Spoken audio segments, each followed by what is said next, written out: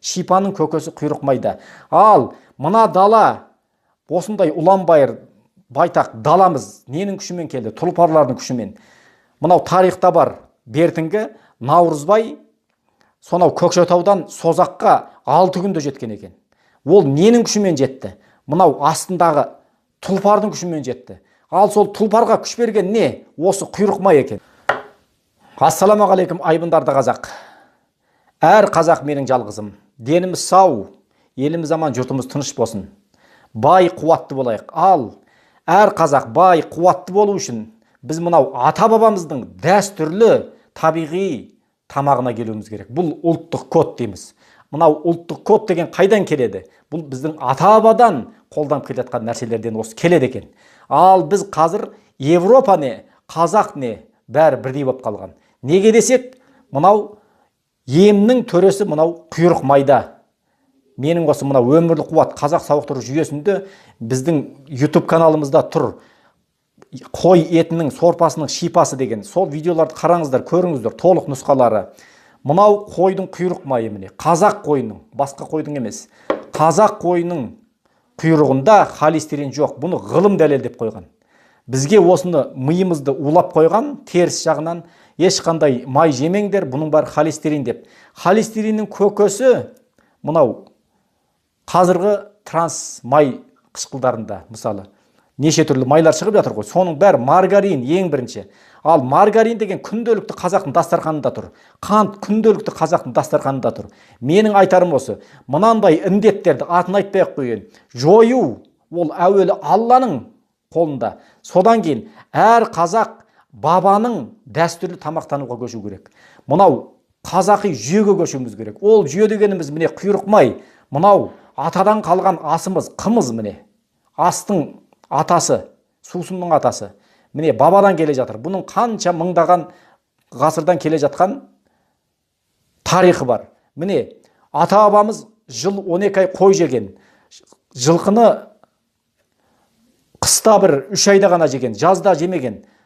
Сонда 9-10 ай таза қойдың еті, сорпасы мынау қымызбен өмір сүрген. Тағы да ұлттық сусындар бар, олар енді тағы да жүріп жатады. Ең негізгі мына қымызды осындай індеттердің, аурудың алдын алу үшін мынау өкпенің, тұмаудың, қазіргі жөтел дейді, қақырық дейді. Міне көкесі мына қымызда тұр. Таза жерден қымыз алыңыздар да, бірақ қымыз ішкен осы екен деп, бұны суықта ішуге болмайды. Міне қателігіміз осында жатыр. Бұны 38-40 градус кем дегенде ысытып ішіңіз. Міне сізге шипа. Мына құйрық майды алыңызда, бұны әр қазақ біледі, қалай шыжғыруын, қалай майын алу. Апалар, ол енді сөзді ұзартпай-ақ қояйын. Осын шыжғырып майын алып, қасықтап ішіңіз жатарда. Мына кеуденің бәрін сылау керек міне. Жауырынды сылау керек, содан кейін терлеу керек. Бұл міне тікелей өкпеге қуат беретін осы болады. Құйрық майда жатыр. Шипаның көкесі құйрық майда. Ал мына дала, осындай ұлан-байыр байтақ даламыз ненің күшімен келді? Тұлпарлардың күшімен. Мынау тарихта бар, бертінгі Наурызбай сонау Көкшетаудан Созаққа 6 күнде жеткен екен. Ол ненің күшімен жетті? Мынау астындағы тұлпардың күшімен жетті. Ал сол тұлпарға күш берген не? Осы құйрық май екен. Өйткені сол күндіз түні жүріп отырған, шауып отырған 6 күнде жету деген қазір машинамен әрең жетеміз. Ал сол тұлпарларға мына құйрық майды тіліп жұттырып отырған екен. Не сордырып отырған екен, ауыздыққа салып.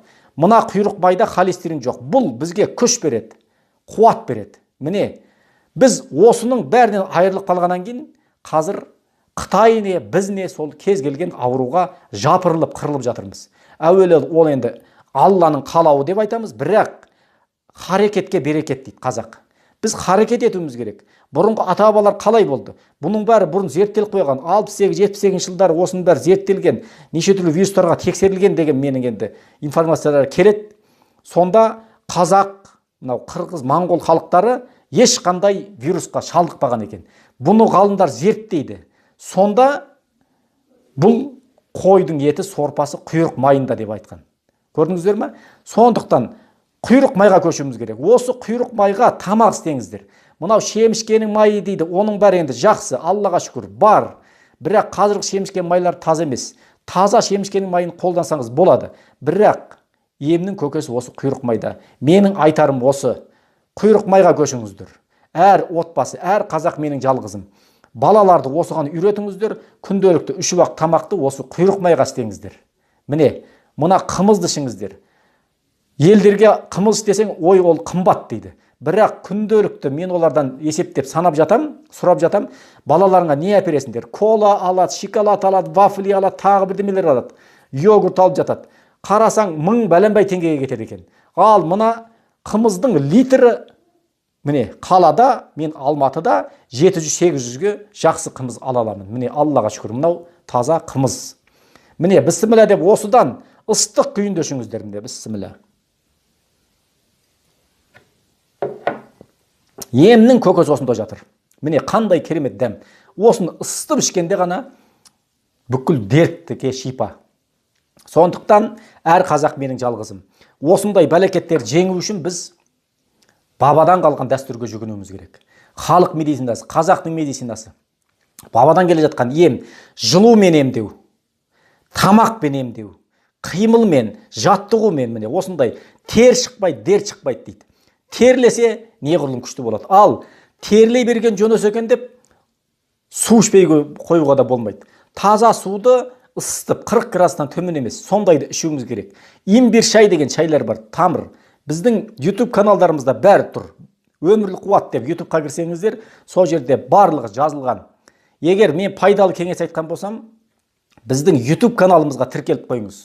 Содан кейін өзіңізге жақын адамдармен, туыс-туғанмен осындай жақсы мәліметтерді бөлісіп отырыңыздар. Әр қазақ менің жалғызым. Бай, қуатты болайық.